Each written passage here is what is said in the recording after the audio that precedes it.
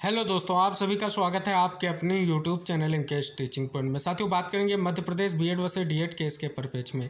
साथियों, आज final judgement आ चुका है और जजमेंट की कॉपी भी आप सभी के सामने आ चुकी है। अगर बात कर ले, ये 52 पेज का विस्तृत जजमेंट है। इस जजमेंट में क्या क्या चीज़ें निकल कर सामने आ रही हैं, क्या चयनित बीएड के लिए निष्कर्ष निकल कर आ रहा है, सभी महत्वपूर्ण तथ्यों पर इस वीडियो के माध्यम से चर्चा करेंगे जो इस जजमेंट में इंगित किए गए हैं। तो निवेदन रहेगा, वीडियो को शेयर करके चैनल को जरूर सब्सक्राइब कीजिएगा।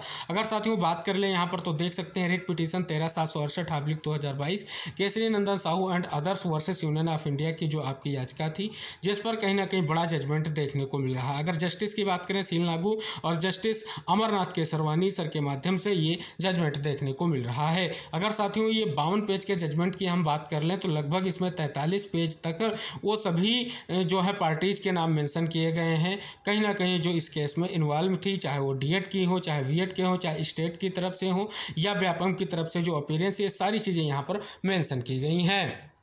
और साथियों यहाँ पर सभी एडवोकेट पैनल का नाम भी कहीं ना कहीं मेंशन किया गया है। अब साथियों यहाँ पर अगर आप देखेंगे तो 24/4/2024 को ये जजमेंट आपका रिजर्व हुआ था और 3/5/2024 को ये जजमेंट आया है। तो साथियों ये जजमेंट जो आपको सामने स्थितियाँ स्पष्ट हो रही हैं, उनके बारे में वन बाय वन चर्चा करते हैं। तो साथियों आर्डर में सभी रिट याचिकाओं को कहीं ना कहीं स्पष्ट तौर पर इंगित किया गया है, जिनके बारे में आप सभी देख रहे हैं, जिसमें 13/768 के अलावा और जितनी भी रिट याचिका थी या रिट पिटीशन थी, उनको कहीं ना कहीं यहाँ पर मेंशन किया गया है। साथियों यहाँ पर हम समझेंगे क्या क्या चीज़ें निकल कर आ रही हैं। तो साथियों लिखा गया है, इन याचिकाओं पर सुनवाई की गई और आदेशों के लिए सुरक्षित रखा गया जो आज सुनवाई के लिए आ रही हैं। माननीय श्री न्यायमूर्ति सील नागू ने निम्नलिखित जो है फैसला सुनाया है। साथियों क्या फैसला आया है, इसमें बात कर लेंगे। तो सभी रिट याचिकाएं जिनके बारे में हमने आपको अवगत कराया, वो यहाँ पर स्पष्ट तौर पर मेंशन की गई हैं। साथ ही लिखा गया है कि तथ्यों के साथ साथ कानून का सामान्य प्रश्न शामिल है और इसलिए इस सामान्य आदेश द्वारा निर्णय लिया जा रहा है। साथियों बात करें तो लिखा गया है, सुविधा के लिए जो आपका 13/768/2022 WPA के लिए क्या क्या चीज़ें इंगित की गई हैं, उनके बारे में स्पष्ट किया गया है। 3 नंबर पॉइंट में लिखा गया है कि जो आपका WP 13/768/2022 भारत के संविधान के अनुच्छेद 222 के तहत 2 याचिकाएं जो आपकी जो है दायर की गई, उनमें निम्नलिखित प्रार्थना की गई है। क्या प्रेयर थी उसकी बात की गई है। तो साथियों पहली प्रेयर अगर बात कर लें, लिखी गई है कि माननीय न्यायालय एनसीटी द्वारा दिनांक 23/8/2018 की अधिसूचना के तहत संशोधन करते हुए 28/6/2018 और 30/5/2018 जारी करने की कृपा करें। यह स्पष्ट किया गया है। लिखा गया MHRD स्कूल शिक्षा विभाग भारत सरकार द्वारा जारी, जिसके तहत बीएड की योग्यता रखने वाले उम्मीदवार को प्राथमिक स्तर के शिक्षक पद के लिए पात्र बनाया गया। संविधान के उल्लंघन के रूप में अवैध और मनमाना घोषित किया जा सकता है और भारत और गुणवत्तापूर्ण शिक्षकों की नियुक्ति के लिए RTE अधिनियम 2009 का अधिदेश और इसलिए इसे रद्द किया जा सकता है और रद्द किया जा सकता है। यानी कहीं ना कहीं बात कर ले तो स्पष्ट तौर पर जो आपके 28/6/2018 का जो कहीं ना कहीं स्पष्ट तौर पर अधिसूचना है, उसका जिक्र किया गया। इसके बाद साथियों दूसरा पॉइंट लिखा गया है कि माननीय न्यायालय उचित रिट आदेश या निर्देश जारी करने की कृपा करे। बीएड TET परीक्षा नियुक्ति में उपस्थित होने से पहले NCT निर्धारित ब्रिज कोर्स उत्तीर्ण किए बिना RTE अधिनियम 2009 के तहत स्कूल में प्राथमिक स्तर के शिक्षक के पद के लिए पात्र उम्मीदवार की बात की गई है। कहीं ना कहीं जो ब्रिज कोर्स की बात है उसका भी यहाँ पर जो है जिक्र किया गया। अगली जो कहीं ना कहीं स्पष्ट तौर पर प्रेयर थी कि माननीय न्यायालय राज्य सरकार को स्वतंत्रता प्रदान करने की कृपा करे। प्राथमिक पद पर नियुक्ति के लिए केवल BSTC अभ्यर्थियों को ही पात्र बनाया जाए। ऐसे प्रशिक्षित शिक्षकों की पर्याप्त संख्या में उपलब्धता के कारण या ऐसे बीएड से ऊपर प्राथमिक शिक्षक के शिक्षकों की चयन प्रक्रिया में उन्हें प्राथमिकता और महत्व देना। वह शिक्षक जिनके पास 1 से 5 तक के छात्रों को पढ़ाने के लिए प्राथमिक शिक्षक के रूप में काम करने के लिए पर्याप्त प्रशिक्षण और योग्यता नहीं है। 4 नंबर पॉइंट में साथियों क्या जिक्र किया गया है, जो प्रेयर है कि माननीय न्यायालय वर्तमान याचिकाओं को वही राहत देने की कृपा करेगा जो माननीय राजस्थान उच्च न्यायालय ने जो है 1853/2021 25/11/2021 द्वारा इस शर्त के साथ मध्य प्रदेश में प्राथमिक विद्यालय में शिक्षकों की नियुक्तियों में माननीय सर्वोच्च न्यायालय के अंतरिम परिणाम के अधीन होगी। तो साथियों कहीं ना कहीं जो है राजस्थान उच्च न्यायालय के फैसले का जिक्र किया गया। इसके बाद साथियों लिखा गया है, मध्य प्रदेश स्कूल शिक्षा सेवा संवर्ग शिक्षा शिक्षा संवर्ग सेवा शर्तें एवं भर्ती नियम 2018 की अनुसूची 3 के विवादित कॉलम 5 को विज्ञापन क्रमांक 61/2020 के साथ केवल अनुबंध में समाहित किया जाए। मध्य प्रदेश प्राथमिक शिक्षक पात्रता परीक्षा 2020 में बीएड डिग्री धारक अभ्यर्थियों को प्राथमिक विद्यालय शिक्षक पद पर नियुक्त से रोकना और केवल उन्हीं को नियुक्त देना जो डीएलएड डिप्लोमा धारक अभ्यर्थी हैं। इसके बाद साथियों अगली प्रेयर यह थी कि माननीय न्यायालय 28/6/2018 और 30/5/2018 को पारित करने के लिए मिनटों और कार्रवाई को पूरे रिकॉर्ड को तलब करने की कृपा कर सकता है। आगे लिखा गया है, कृपया कोई अन्य निर्देश या राहत जो उचित समझी जाए पारित की जा सकती है। तो रिट याचिकाओं के निपटान तथा समानता न्याय और कानून के व्यापक हित में याचिकाकर्ताओं का पक्ष ये कहीं ना कहीं स्पष्ट हो रहा है। इसके बाद साथियों स्पष्ट किया गया है, प्रवेश और अंतिम निपटान के प्रश्न पर प्रतिवादी पक्षों के विद्वान वकील को सुना जाता है। लिखा 5 नंबर पॉइंट कह रहा है कि निर्वादित उपस्थित इस प्रकार है। पॉइंट नंबर 1 कहता है कि एनसीटी ने अधिसूचना दिनांक 28/6/2018 के माध्यम से बीएड प्राथमिक शिक्षक की नियुक्ति के लिए वैकल्पिक पात्रता योग्यता में से एक के रूप में बीएड नियुक्त व्यक्ति के नियुक्ति में 2 वर्ष के भीतर प्रारंभिक शिक्षा में 6 महीने के ब्रिज कोर्स पूरा करना होगा, ये स्पष्ट किया गया। इसके बाद लिखा गया, मध्य प्रदेश राज्य में प्राथमिक विद्यालय शिक्षक के पद पर 30/7/2018 को आधिकारिक राजपत्र में असूचित मध्य प्रदेश स्कूल शिक्षा सेवा शिक्षण सेवा शर्तें और भर्ती नियम 2018 शामिल होती, जिनमें यहाँ बातों के साथ एनसीटी अधिसूचना 28/6/2018 को अपनाया गया। आगे लिखा गया, रिट याचिकाओं के समूह में सभी याचिकाकर्ता प्रारंभिक शिक्षा में डिप्लोमा डीएलएड धारक हैं, कोई भी याचिकाकर्ता बीएड धारक नहीं है। अगला पॉइंट है कि मध्य प्रदेश राज्य के सरकारी स्कूलों में प्राथमिक शिक्षक के पद पर भर्ती के लिए विज्ञापन के माध्यम से आवेदन पत्र जमा करने की अंतिम तिथि 20/1/2020 के साथ जारी किया गया था। विज्ञापन में अन्य बातों के साथ डीएलएड और साथ ही बीएड से भी आवेदन आमंत्रित किए गए थे।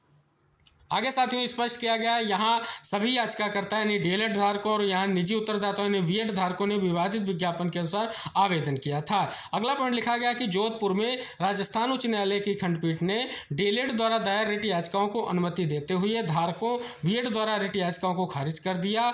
धारकों ने एनसीटी की दिनांक 28/6/2018 की अधिसूचना को रद्द करते हुए रिट याचिकाओं के समूह में पारित सामान्य आदेश दिनांक 25/11/2021 के माध्यम से ये राजस्थान उच्च न्यायालय के फैसले का जिक्र किया गया। आगे लिखा गया, राजस्थान राज्य में प्रासंगिक रूप से बीएड की योग्यता राज्य भर्ती नियमों में वैकल्पिक पात्रता योग्यता के रूप में निर्धारित नहीं किया गया था। बीएड द्वारा राजस्थान उच्च न्यायालय का दरवाजा खटखटाया गया। एनसीटी अधिसूचना 28/6/2018 के आधार पर धारक, जबकि डीएलएड धारकों ने एनसीटी अधिसूचना पर आपत्ति जताते हुए राजस्थान उच्च न्यायालय का भी दरवाजा खटखटाया। यहाँ याचिकाकर्ताओं डीएलएड ने जिन्हें विज्ञापन के अनुसार आवेदन किया था की तुलना में कम योग्यता वाले हासिल करने की आशंका रिट याचिकाएं दायर की, इस प्रकार धारक बेदखल हो रहे हैं। आगे लिखा गया है साथियों कि WP 13/768/2022 में अंतरिम आदेश पारित किए गए 7/7/2022 में 595/2023 और ये आपका 13/768/2022 में 7 जुलाई 2022 का आदेश और दूसरा 595/2023 में 16 जनवरी का आदेश और इसके अलावा 21/800/2023 में 14/9/2023 को, 22/218/2023 में 21/9/2023 को और 29/809 में 2023 में भर्ती और नियुक्तियों को यहाँ याचिकाकर्ताओं के अंतिम परिणाम के अधीन बनाने की सीमा तक ये आर्डर्स का जिक्र किया गया है, जहाँ जो भर्ती प्रक्रिया अंतिम परिणाम के अधीन यानी सब्जेक्ट टू फाइनल आउटकम की बात की गई है। आगे साथियों लिखा गया है जो आपकी रिट याचिकाएं हैं जो आपके 78/54/2024, 80/54/2024, 87/88/2024 और इसके अलावा 93/77/2024, 94/15/2024 और 10/087/2024 कोई अंतरिम आदेश पारित नहीं किया गया है। यानी जो अंतरिम आदेश की बात की गई है कि अंतरिम आदेश जो है इन पर पारित नहीं किया गया, ये बात यहाँ पर स्पष्ट की गई है। आगे लिखा गया है दोनों याचिकाकर्ताओं WP जो आपका 13/768/2022 है के विज्ञापन के अनुसार 4/4/2023 को प्राथमिक शिक्षक के रूप में नियुक्त किया गया और निजी उत्तरदाताओं जिनके पास बीएड है योग्यताधारी भी उसी विवादित विज्ञापन के अनुसार प्राथमिक शिक्षक के रूप में नियुक्त किया गया है। आगे लिखा गया है 11/8/2023 को शीर्ष अदालत ने राजस्थान उच्च न्यायालय के 25/11/2021 के आदेश पर सवाल उठाने वाली याचिका खारिज कर दी। बाद में 8/4/2024 को शीर्ष न्यायालय ने अपने दिनांक 11/8/2023 के फैसले को स्पष्ट करते हुए वही संभावना बनाई और बीएड नियुक्त व्यक्तियों में उल्लिखित विभिन्न शर्तों के अधीन सेवा में बनाए रखा जाएगा। ये कहीं ना कहीं क्लेरिफिकेशन के यहाँ पर जिक्र किया गया है। क्या लिखा गया है कि बीएड द्वारा पूरी की जाने वाली शर्तें नियुक्तियां इस प्रकार हैं। पहला पॉइंट है कि शीर्ष न्यायालय के दिनांक 11/8/2023 के फैसले के संभावित संचालन का लाभ ऐसे बीएड को उपलब्ध नहीं होगा। नियुक्त व्यक्ति जिन्होंने न्यायालय के संपर्क किया था, अपना चयन नियुक्त उनके द्वारा शुरू किए गए मामले के अंतिम परिणाम के अधीन थी। प्रासंगिक रूप से चूंकि कोई भी बीएड नियुक्त व्यक्ति इस न्यायालय के समक्ष है, उक्त शर्त लागू नहीं है। तो ये भी स्पष्ट किया गया है। आगे साथियों क्या लिखा गया है, दूसरा पॉइंट की यहाँ पर लिखा गया है कि प्रासंगिक रूप से जो कि कोई भी बीएड नियुक्त व्यक्ति इस न्यायालय के समक्ष है, उक्त शर्त लागू नहीं है। अगला लिखा गया कि बीएड नियुक्तियों को बीएड निर्धारित विज्ञापन के अनुसार चयन के आधार पर नियमित नियुक्ति में होना चाहिए, एक आवश्यक के रूप में, एक आवश्यक योग्यता के रूप में। गौरतलब है कि मध्य प्रदेश राज्य में सभी बीएड अभ्यर्थियों का चयन एवं नियुक्ति बीएड के आधार पर की गई है। भर्ती नियम 2018 और विज्ञापन में निर्धारित योग्यता के आधार पर यहाँ पर बात की गई है। आगे लिखा गया है, उपरोक्त दो शर्तों इस तथ्य के अधीन की बीएड नियुक्तियों की नियुक्ति शीर्ष न्यायालय के दिनांक 11/8/2023 के फैसले से पहले की गई थी। अतः यदि कोई बीएड नियुक्त व्यक्तियों की नियुक्ति 11/8/2023 को या उसके बाद की गई थी तो उनकी सेवाओं को समाप्त करना होगा। यानी ये स्पष्ट हो रहा है कि अगर 11/8/2023 के बाद में अगर किसी बीएड अभ्यर्थी को नियुक्त किया गया है तो उसकी सेवा को समाप्त करना होगा। आगे लिखा गया, उपरोक्त शर्तों इस तथ्य से भी पुख्ता हो जाती है कि बिना किसी नियुक्ति आदेश जारी किए गए केवल चयन में चयन या नियुक्त बीएड का हकदार नहीं होगा, धारकों को नियुक्ति का लाभ मिलेगा। लिखा गया है कि इस तथ्य से और भी पुख्ता हो जाती है कि बिना किसी नियुक्ति आदेश जारी किए केवल चयन सूची में चयन या नियुक्त बीएड का हकदार नहीं होगा, धारकों को नियुक्ति का लाभ मिलेगा। आगे लिखा गया है कि उपरोक्त शर्तों को पूरा करने के बाद बनाए गए जो है एसओ उम्मीदवारों को आज यानी 8/4/2024 से 1 वर्ष के अवधि के भीतर एक ब्रिज कोर्स से गुजरना होगा। ऐसा न करने पर बीएड की नियुक्ति जो है कहीं ना कहीं अमान्य मानी जाएगी, ये स्पष्ट किया गया। यानी ब्रिज कोर्स के जो आदेश है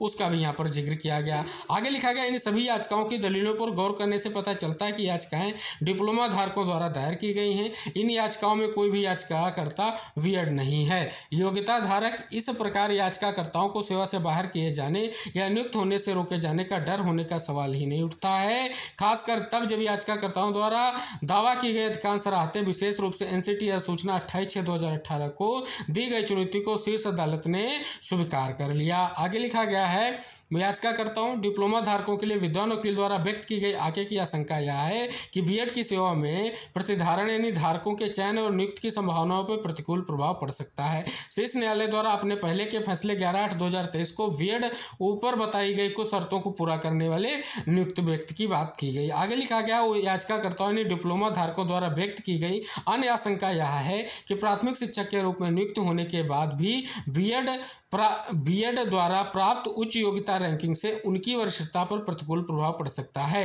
योग्य नियुक्तियां इस संबंध में यह कहना पर्याप्त कि इस कारण पर ना तो बहस की गई है और ना ही उत्पन्न हुआ है।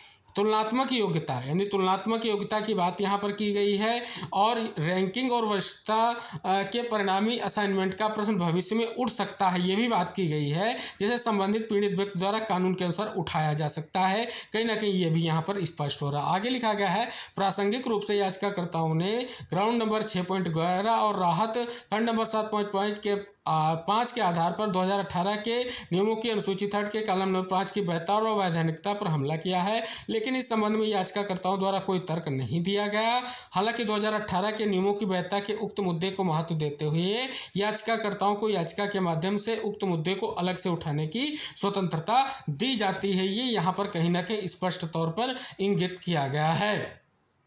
आगे साथियों स्पष्ट किया गया है, उपरोक्त चर्चाओं और इस तथ्य को ध्यान में रखते हुए याचिकाकर्ताओं डिप्लोमा धारकों द्वारा दायर की गई अधिकांश राहतें उन्हें सर्वोच्च न्यायालय द्वारा पहले ही प्रदान की जा चुकी हैं और कार्रवाई के शेष कारणों के संबंध में उठाने की स्वतंत्रता बढ़ा दी गई है। जब ऐसी बात सामने आती तो न्यायालय इन मामलों पर आगे बढ़ने से इनकार कर देता है। लिखा गया है, सभी याचिकाएं आप सभी के सामने हैं का निस्तारण उपरोक्त अवलोकन के साथ किया जाता है और कहीं ना कहीं और आज़ादी भी यहाँ पर स्पष्ट की गई है। तो जैसा कि साथियों आपने पूरे आर्डर को देखा है, पूरी तरीके से जो है सभी तथ्यों को यहाँ पर समराइज किया गया है। जो चीज़ें हैं उनके लिए कहीं ना कहीं लिबर्टी की भी बात की गई है। तो एक महत्वपूर्ण जजमेंट है, आप देख रहे हैं। कहीं ना कहीं अगर यहाँ पर स्पष्ट कर दे तो ये स्पष्ट तौर पर कहीं ना कहीं ये भी स्पष्ट रूप से एक महत्वपूर्ण जजमेंट है। क्लेरिफिकेशन को बिहाफ बनाया गया है। तो साथियों आगे की संभावनाएं आप सभी इस आर्डर को एक बार जरूर समराइज करके चीज़ें निष्कर्ष की ओर बढ़ सकती हैं। इन पर जरूर आप सभी लोग प्रयास कर सकते हैं। लेकिन एक महत्वपूर्ण जजमेंट क्लेरिफिकेशन के आधार पर आया है और स्पष्ट तौर पर यहाँ पर बात करें तो किसी भी तरीके से कोई भी ऐसा जो है कहीं ना कहीं निर्देश नहीं दिख रहा है जिसके कारण से चयनित बीएड के लिए क्या स्थितियां रहेंगी, ये आप इसको देख करके अवलोकन कर सकते हैं। तो साथियों पूरे जजमेंट को हमने पॉइंट टू पॉइंट आपको अवगत कराया है। पूरी उम्मीद है कि सारी चीज़ें जो हमने इस वीडियो में आपको अवगत कराने का प्रयास किया है आप तक पहुंची होंगी। जरूर इस वीडियो को समराइज करें और जरूरी जो अवलोकन करें आदेश का, उसके बाद जो भी निष्कर्ष है उस तक जरूर पहुंचे। मिलते हैं साथियों नेक्स्ट अपडेट के साथ, तब तक के लिए बाय बाय, टेक केयर साथियों।